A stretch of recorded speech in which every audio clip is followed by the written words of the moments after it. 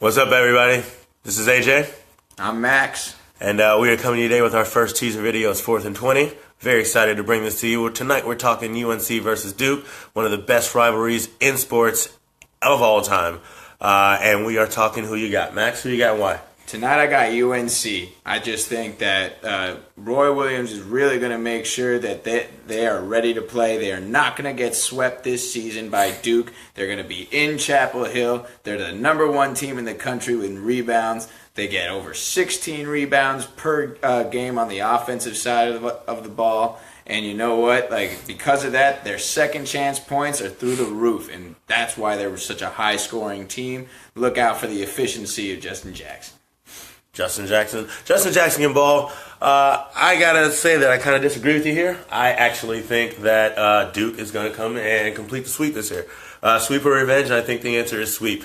If you have noticed, Grayson Allen recently has been struggling. You know, he scored 11 points against Syracuse, 8 against West Virginia, 5 against Wake Forest. Only 2 against FSU. Only 2 against FSU, but you can't hold that against them. These FSU knows they're about that D, especially when they're in the Tucker Center.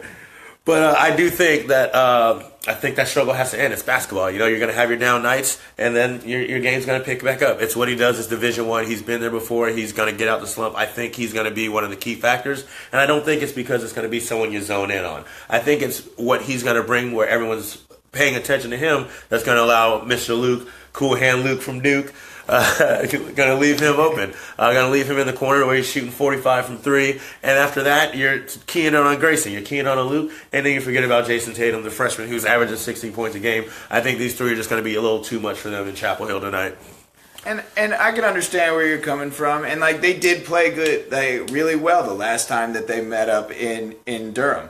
But the fact is that UNC is continuity. We're looking at a Duke team that's had 9 different starting lineups this year. Coach K had to sit out for back surgery. There just hasn't really been all of this stuff that really brings them together. I really do think that the perimeter D is really going to step up this time against Luke Kennard and against Grayson Allen. And you know what? Yeah, Luke Kennard is shooting 45 from 3. But I bet after seeing the struggles of Grayson Allen and how he's been a little hurt, I think it's a left ankle injury, I just don't see how they're going to all of a sudden really focus on Grayson. They're going to lock down Luke and let Grayson try to win. Well, I think it's more of Grayson Allen taking it into his own hands. I mean, once he has the ball, you're not going to take it out of his hands himself. You know, it's going to be up to him to make something happen. And I think that's where it goes down. I don't think he's going to be spending a lot of his time tonight on the perimeter, unless he gets hot, of course, because that's what the game dictates. But I think he's going to be more driving and dishing. And when he's at 11 points, and now he's looking at Jason Tatum trailing for easy 2s, and he's looking for Kennard in the corner for easy 3s. I think that's where the game comes from, and I think that's where the central point starts and takes everything from. Well, I understand that, but I just don't think that Meeks is going to allow himself to get bullied by Jefferson this time. I think that you're going to watch Meeks really have one of his strong rebounding performances. It's going to get them those second chance opportunities, which UNC is scoring over 15 more points a game just because of second chance opportunities. And that's why they get to score so many baskets. They get more shot attempts because they get more possessions with the ball. They get to control the clock. And when you get to control it, you put the other team in 3 or die mode. And I don't think that Duke has it tonight to win it that way. Well, I don't see it with this team, though. I don't see 3 or die. I mean, they're going to have a ridiculously cold night for the die aspect to come into play. And if you know anything about me in sports, you know what I say about rivalries, man. A rivalry, 9 times out of 10, is going to be a wash. These 2 teams have history. They go at it. It's going to be a good game.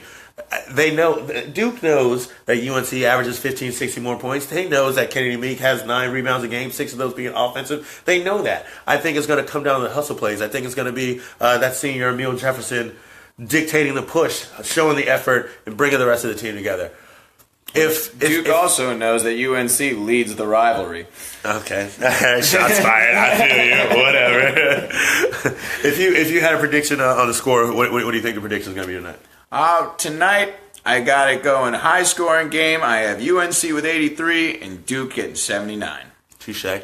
I do like the Duke 79. I think the defense is going to come out and surprise you a little bit, though. I think it's going to be a little lower scoring game. I think that's actually what's going to put UNC out. They're just not going to be able to get the buckets. I think it's something like Duke 79, UNC 75 or something. Well, you're like Grayson Allen because you're tripping right now.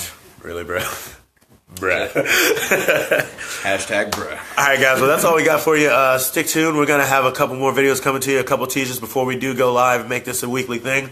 Next week, look out. We got Selection Sunday coming up. We're going to be talking March Madness. We'll be posting our brackets for you. We'll be coming at you looking for ways you guys can get gift cards or something like that for posting your brackets on our page. Go ahead and hit that like button at 4th and 20 on Facebook. Don't forget to follow us on 4th and 20 Sports on Twitter.